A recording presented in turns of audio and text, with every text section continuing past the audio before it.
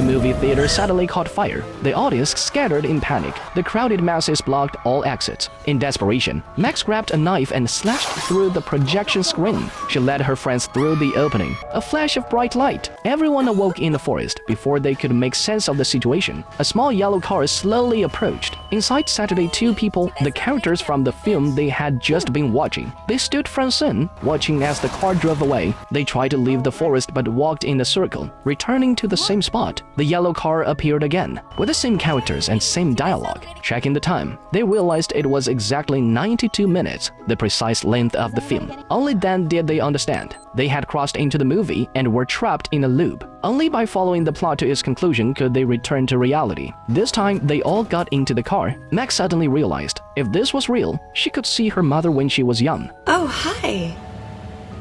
I'm Nancy. What's your name? Looking at her young mother, Max's eyes filled with tears, but her mother was just a character now and didn't recognize her.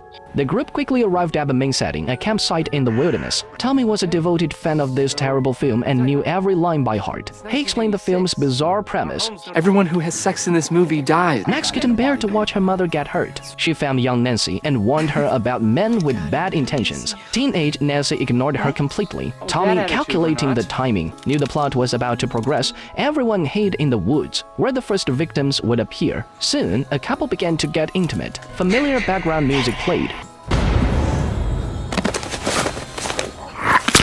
As the woman turned, the killer hoisted her into the air and slammed her to the ground. The witness panicked, revealing their position. They ran for their lives. Tommy, however, stood his ground, not out of courage, but because he theorized the killer wouldn't harm them. They weren't in the script. Seeing the killer standing motionless, Tommy grew bolder, pulling out his phone for a selfie, but the killer began walking toward him. Tommy's legs turned to jelly. The killer merely glanced at him before turning away. Was it really that simple?